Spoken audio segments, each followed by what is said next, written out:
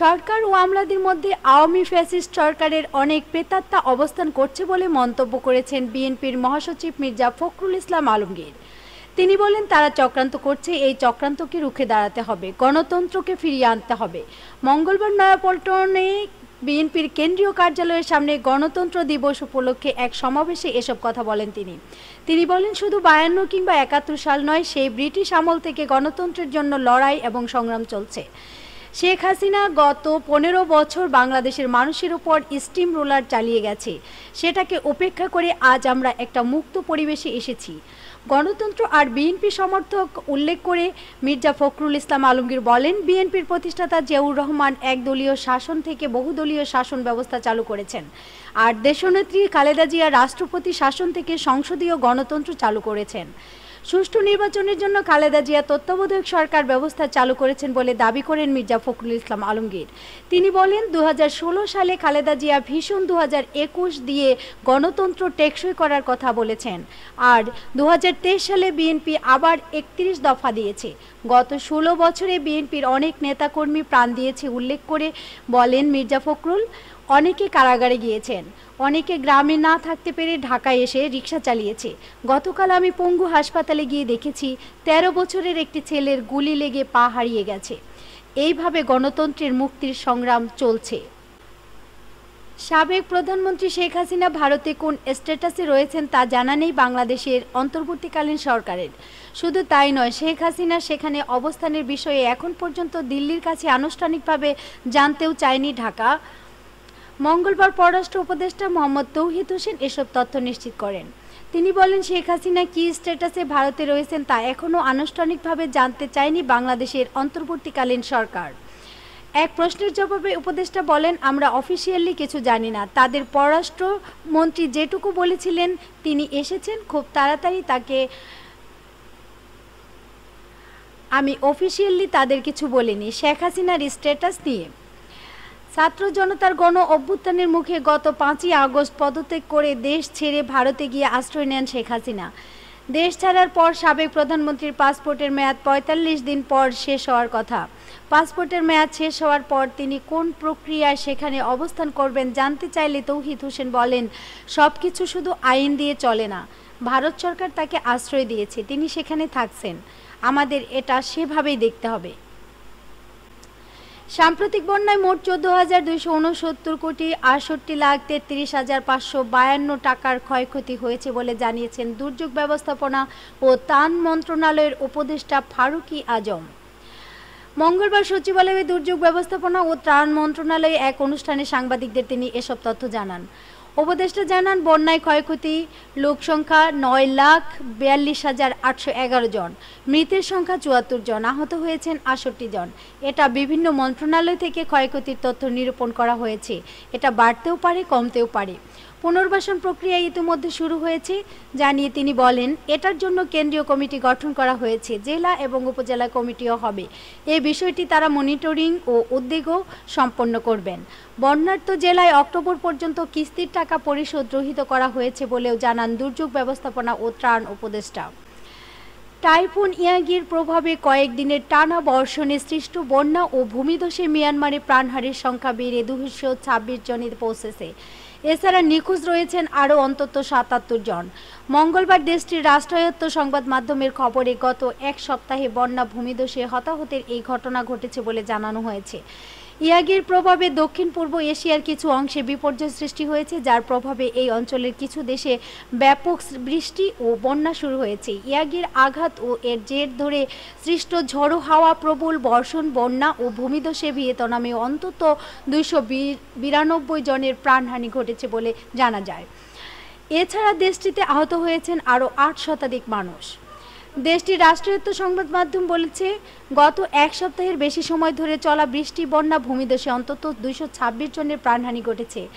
এছাড়া প্রাকৃতিক এই দুর্যোগে নিখোঁজ রয়েছেন আরও প্রায় 77 জন। মিয়ানমারের সামরিক সরকার নিয়ন্ত্রিত সংবাদ মাধ্যম গ্লোবাল নিউ লাইট অফ মিয়ানমারের প্রতিবেদনে বলা হয়েছে, দেশের 9টি অঞ্চল ও রাজ্যে মোট 388টি ত্রাণ শিবির খোলা হয়েছে। শুভাকাঙ্ক্ষীরা এসব শিবিরে পানীয় জল, খাদ্য এবং পোশাক দান করছেন। জাতিসংঘের মানবিক দাতব্য সহায়তা বিষয়ক সমন্বয়কের কার্যালয় OCHA বলেছে, ভারী বর্ষণ এবং বন্যায় কেবল মান্দালয় অঞ্চলে প্রায় 40,000 একর জমি তলিয়ে গেছে এবং ক্ষতিগ্রস্ত হয়েছে অন্তত 26,700 বাড়িঘর। নির্মম ও আলোচিত হত্যাকাণ্ডগুলো অগ্রাধিকার ভিত্তিতে তদন্ত করে বিচারের জন্য নিয়ে আসা হবে বলে জানিয়েছেন আন্তর্জাতিক অপরাধ ট্রাইব্যুনালের চিফ প্রসিকিউটর মোহাম্মদ তাজুল ইসলাম। মঙ্গলবার আন্তর্জাতিক অপরাধ ট্রাইব্যুনালে সাংবাদিকদের তিনি এসব কথা বলেন। এ সময় তার সঙ্গে ছিলেন প্রসিকিউটর গাজী মনোয়ার হুসাইন তামিম, BM সুলতান মাহমুদ ও আবদুল্লাহ আল নোমান।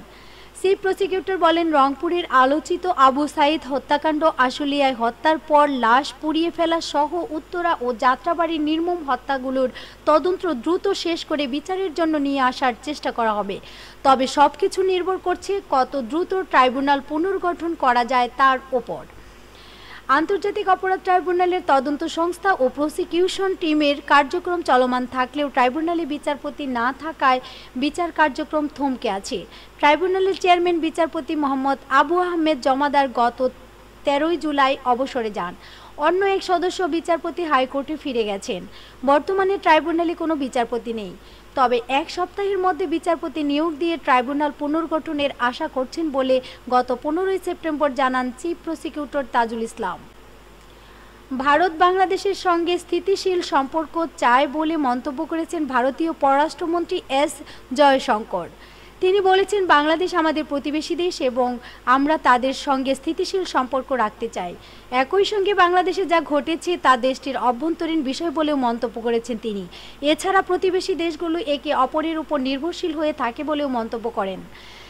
এক সাক্ষাৎকারে S জয়শঙ্কর এসব কথা বলেছেন বলে প্রতিবেদনে জানানো হয়। প্রতিবেদনে আরও বলা হয়েছে, বাংলাদেশে হওয়া রাজনৈতিক পরিবর্তন সেই দেশের অভ্যন্তরীণ বিষয়, কিন্তু বাংলাদেশের সঙ্গে যে স্থিতিশীল সম্পর্ক ছিল তা অব্যাহত রাখতে ভারত আগ্রহী বলে পররাষ্ট্রমন্ত্রী S জয়শঙ্কর মঙ্গলবার বিকেলে NDT টিভিকে জানিয়েছেন। তিনি বহুল প্রচলিত সেই প্রবাদ বাক্যের ওপরই জোর দিয়ে বলেন, প্রতিবেশী দেশগুলো একে অপরের উপর নির্ভরশীল। বিএনপির ভারপ্রাপ্ত চেয়ারম্যান তারেক রহমান বলেছেন, বর্তমান অন্তর্বর্তীকালীন সরকার ব্যর্থ হলে সেই ব্যর্থতা পুরো দেশের এবং জনগণের ব্যর্থতা, তাই এই সরকারকে ব্যর্থ হতে দেওয়া যাবে না। মঙ্গলবার নয়াপল্টনে বিএনপি সমাবেশে প্রধান অতিথির বক্তব্যে এসব কথা বলেন তিনি। তারেক রহমান ভার্চুয়ালি এই সমাবেশে যুক্ত হন। বিএনপির ভারপ্রাপ্ত চেয়ারম্যান, বিদেশ থেকে যেসব অপচেষ্টা চলছে তা রুখে দিতে হবে, তবে অন্তর্বর্তীকালীন সরকার নিজেরা যেন নিজেদের ব্যর্থতার কারণ না হয়। অন্তর্বর্তীকালীন সরকারেরও জবাবদিহিতা আছে বলে মন্তব্য করেন তিনি। প্রধান সংস্কারগুলো করে জনগণের সরকার প্রতিষ্ঠিত করতে হবে, তা না হলে সংস্কার সম্ভব নয়।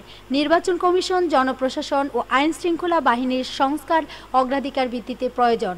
পুরো আইন শৃঙ্খলা ব্যবস্থা দলীয়করণ করে ধ্বংস করে দিয়েছে আওয়ামী লীগ। তারেক রহমান আরও বলেন, গত 15 বছরের আওয়ামী লীগ সরকার মাফিয়া সরকারে পরিণত করেছিল। প্রধান বাধা দূর করে হলেও গত 15 বছরের গড়ে ওঠা মাফিয়াদের জঞ্জাল এখনও দূর হয়নি।